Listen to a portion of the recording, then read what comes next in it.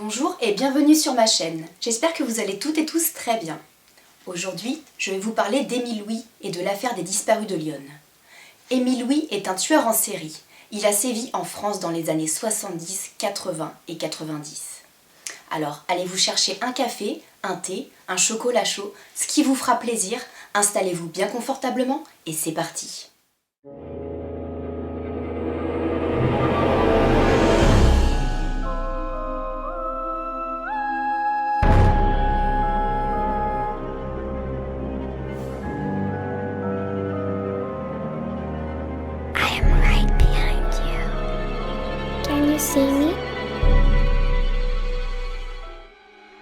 Émile Louis ne mérite pas que l'on s'intéresse à sa personne, mais avant d'entrer dans le vif du sujet, je dois vous parler de son enfance.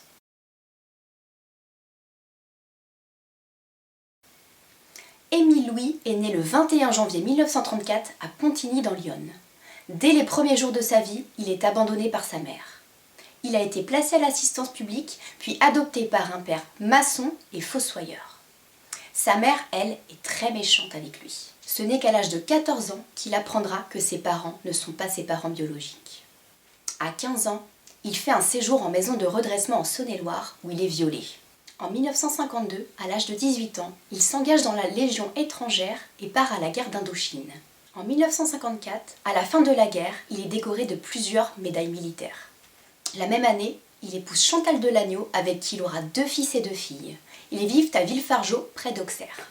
Selon son épouse, Émile Louis aurait 2 personnalités, à savoir un homme très gentil et attentionné et un homme froid et cruel. Milieu des années 70, il devient chauffeur d'autocar pour la société Les Rapides de Bourgogne. C'est là qu'il va rencontrer ses 7 futures victimes. En 1978, il divorce de sa femme, car selon lui, elle n'était pas assez portée sur le sexe. Il se met tout de suite en couple avec Gilberte Binoche. Entre 1975 et 1979, plusieurs jeunes femmes disparaissent. Toutes étaient issues de la DAS, âgées de 15 à 27 ans. Elles ont disparu sur le chemin qui les menait de leur institut à leur domicile. Cette affaire s'appellera l'affaire des disparus de Lyon. Voici la liste des victimes connues. Françoise Lemoine, 27 ans, disparue en mars 1975. Christine Marlot, 15 ans, disparue le 23 janvier 1977. Jacqueline Weiss, 18 ans, disparue le 4 avril 1977. Chantal Gras, 18 ans, disparue le 21 avril 1977. Madeleine de Juste, 21 ans, disparue en juillet 1977. Bernadette Lemoine, 18 ans, disparue en juillet 1977. Martine Renaud, 16 ans, disparue en septembre 1979. Les familles des victimes suspectent immédiatement le chauffeur de car. En décembre 1978, Émile Louis, accusé d'avoir les mains baladeuses, fit interroger sur la disparition de Martine Renaud, 16 ans. Ce dernier avait été vu près du collège de Martine. La veille de sa disparition, elle avait dit à certaines personnes que le chauffeur de bus l'emmènerait voir sa mère. Malheureusement, faute de preuves, l'affaire est classée et le parquet retient l'hypothèse d'une fugue. En 1981, l'adjudant de gendarmerie Christian Jambert enquête sur le meurtre d'une autre femme. Sylviane Lesage, également légère déficiente mentale. Il auditionne Émile Louis, car la jeune femme avait été placée chez sa concubine. Elle était apparemment la maîtresse d'Émile Louis. Le corps de la jeune femme a été retrouvé, pieds et mains liés, un slip dans la bouche, non loin d'où Émile Louis avait l'habitude d'aller pêcher. Évidemment, il nia le meurtre, et faute de preuves, le procureur de la République René Meyer classa l'affaire. Émile Louis fut relâché. En 1984, Christian Jambert remit au parquet d'Auxerre un procès-verbal qui établissait des liens entre Émile Louis et les disparus de Lyon, et qu'il entretenait également des liens très étroits avec Sylviane Lesage, que c'était un détraqué sexuel. Voici les éléments du procès-verbal. 28 décembre 1981, Émile Louis est placé en garde à vue. Alors qu'il était conseiller municipal, Émile Louis avoue aux gendarmes avoir violé un petit garçon et une petite fille de la DAS qui avait été confiée à sa compagne Gilberte Binoche. Il leur introduisait des objets contendants dans les parties intimes lorsqu'il leur donnait le bain. Toujours le 28 décembre 1981, comme il était le chauffeur de car des jeunes femmes disparues, il fut interrogé sur les relations qu'il entretenait avec elles. En effet, L'enquêteur avait observé qu'Émile Louis connaissait particulièrement bien Françoise et Bernadette Lemoine, Martine Renaud, Chantal Gras, Jacqueline Weiss et Madeleine Lejuste. Christian Jambert est convaincu qu'Émile Louis a tué Sylviane Lesage et qu'il est responsable de la disparition des 7 jeunes filles. Malheureusement, le procès-verbal a été perdu. Il ne fut retrouvé qu'en 1996, soit 12 ans plus tard. Est-ce que vous trouvez ça normal, vous, que ce procès-verbal a été perdu? Pour moi, l'adjudant Jambert n'a pas été pris au sérieux par la justice. On peut même dire que l'affaire a été étouffée. Retenez bien ça, on va voir pourquoi plus tard. Le 17 mars 1983, suite à l'interrogatoire de 1981 de l'adjudant Jambert, Émile Louis est condamné à 5 ans de prison pour atteinte à la pudeur sur mineur de moins de 15 ans. Le 24 décembre 1983, il ose faire appel, oui, et sa peine est réduite à 4 ans de prison. Il est finalement libéré le 29 mars 1984. L'affaire Sylviane Lesage se solde par un non-lieu. Oui, par un non-lieu. Faute de preuves. L'affaire des disparus de Lyon tombe dans l'oubli et plus personne ne cherche les jeunes femmes. Ce qui a été dit par la justice est qu'elles avaient fugué. Émile Louis, lui, continue sa petite vie et part s'installer dans le Var, à Draguignan, dans un camping. Il trouve un emploi dans une entreprise de pompes funèbres. En 1989, Émile Louis est condamné à 5 ans de prison pour attouchement sexuel sur des enfants de ses voisins de camping, âgés de 9 et 11 ans. Il sort finalement de prison en avril 1992 et épouse une nouvelle femme, Chantal Paradis.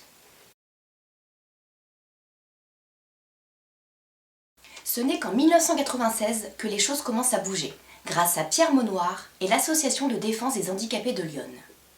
Pierre Maunoir a un frère handicapé. En 1985, suite au décès de sa mère, il a la garde de son frère. Quelques années plus tard, et après s'être battu, il obtient l'ouverture d'une maison spécialisée dans la banlieue d'Auxerre où son frère sera placé. En 1992, suite au viol d'une jeune femme déficiente mentale dans une des institutions de la région, Pierre Maunoir se joint à l'Association de défense des handicapés de Lyon et enquête à son niveau sur le viol de cette dernière.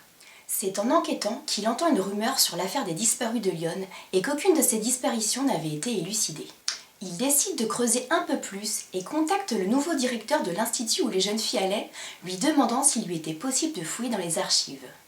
Le nouveau directeur fouilla dans les archives et s'aperçut qu'effectivement, 7 jeunes filles avaient disparu de l'institut dans les années 70. Pierre Maunoir continue son enquête et découvre que d'anciens employés avaient témoigné contre les anciens patrons de l'institut, à savoir Pierre et Nicole Charrier.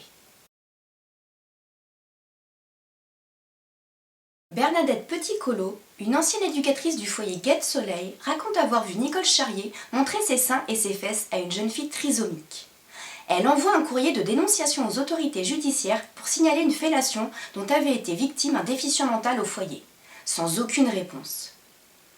Serge Lange, ancien administrateur de l'APAGE, fait lui des démarches pour alerter le préfet de Lyon, en vain, sur les agissements de Nicole Charrier qui prend plaisir à raconter aux petites handicapées ses expériences intimes. Elle fait couramment étalage de sa vie sexuelle. Puis, il découvre que si personne n'avait bougé, c'est parce qu'avec un budget de 80 millions de francs et 350 employés, l'APAGE était le second employeur de la ville d'Auxerre dans les années 70-80. Ce qui explique pourquoi l'administration n'a jamais pris en compte les témoignages du personnel. C'est ainsi que Pierre Maunoir découvrit que Pierre et Nicolas Charrier étaient des proches d'Émile Louis et que de ce fait, ils avaient probablement couvert les crimes de ce dernier. Suite à ces découvertes, Pierre Maunoir va voir la justice en leur demandant de rouvrir le dossier des disparus de Lyon. Mais la justice lui claqua la porte au nez en lui disant que tout cela n'était que des rumeurs. En 1996, afin de faire bouger les choses, Pierre Maunoir et l'Association de défense des handicapés de Lyon décident de contacter l'émission Perdu de vue présentée par Jacques Pradel. Pierre Maunoir rencontre Stéphane Minca, un des journalistes de l'émission, et lui explique l'affaire. Le journaliste se rendit à Auxerre et réussit à trouver des proches des victimes des disparus de Lyon, à savoir des frères, des sœurs, des amis. Il en ressortit qu'à l'époque, les familles des victimes avaient cherché des jeunes femmes disparues, mais hélas sans succès, car elles ne savaient pas vers qui se tourner. Il en ressortit également que les jeunes femmes auraient été incapables de fuguer, car elles avaient l'âge mental d'enfants de 6-7 ans. La maman de Chantal Gras ajouta même qu'à l'époque, le chauffeur Émile Louis lui avait dit que sa fille disparaîtrait à l'âge de 18 ans. Sur ces paroles, le journaliste enquêta sur ce fameux chauffeur de bus Émile Louis et appela les gendarmes d'Auxerre. Il découvrit qu'il avait été condamné pour pédophilie. Il leur demanda le dossier d'enquête préliminaire de l'époque et c'est là où le procès-verbal de l'adjudant Jambert fit retrouver. Il y découvrit que le nom d'Émile Louis y figurait déjà à l'époque. Ce qui a réellement fait bouger la justice, c'est le 25 mars 1996 lorsque l'affaire fut médiatisée dans l'émission Perdu de vue de Jacques Pradel. En 2000, les gendarmes tendent un piège à Émile Louis. Ils débarquent chez lui et le mettent en garde à vue, lui disant qu'il ne risquait absolument plus rien car l'affaire datait de plus de 10 ans et donc qu'elle était prescrite, qu'il pouvait avouer tous les meurtres. Il demanda quand même aux gendarmes de voir l'article du code pénal qui disait qu'il y avait bien prescription. Ensuite, il a dit « C'est bon, je peux y aller ». Il avoua donc les 7 meurtres et donna même des détails. Il parla de Françoise Lemoine. Il dit qu'il a été son amant pendant 1 an, qu'il l'emmenait sur son lieu de pêche pour y faire l'amour et qu'un jour, il l'a tuée. Il ne sait plus comment. Il dit qu'il avait comme une bête en lui, qu'il l'a poussé à tuer.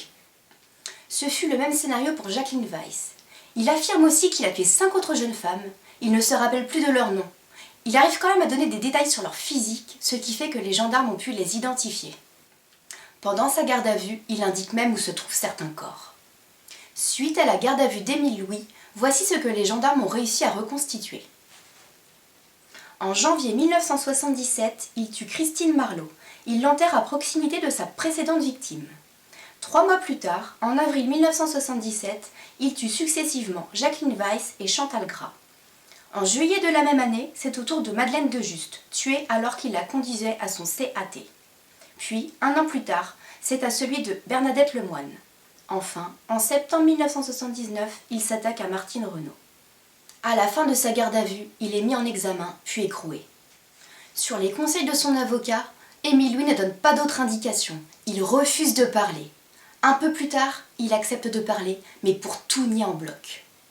Il dit que s'il a parlé, c'est parce qu'il en avait marre d'être accusé et qu'il pensait ne rien craindre grâce à la prescription. Il affirme que s'il a donné des indications sur le lieu des corps, c'est parce qu'un jour, lorsqu'il se promenait, il a vu 2 hommes transporter des sacs poubelles de taille humaine et qu'il les avait vus les enterrer. Bien évidemment, la justice n'y crut pas une seule seconde. Tous étaient maintenant convaincus de la culpabilité d'Émile Louis. Le seul problème, c'est qu'il fallait trouver un stratagème pour annuler la prescription. La justice va donc lancer un appel public pour savoir si des femmes avaient connu Émile Louis dans les années 90. Chantal Paradis, la femme qu'il avait épousée en 1992, répondit à l'appel et témoigna à la barre en 2000. Elle raconta son histoire.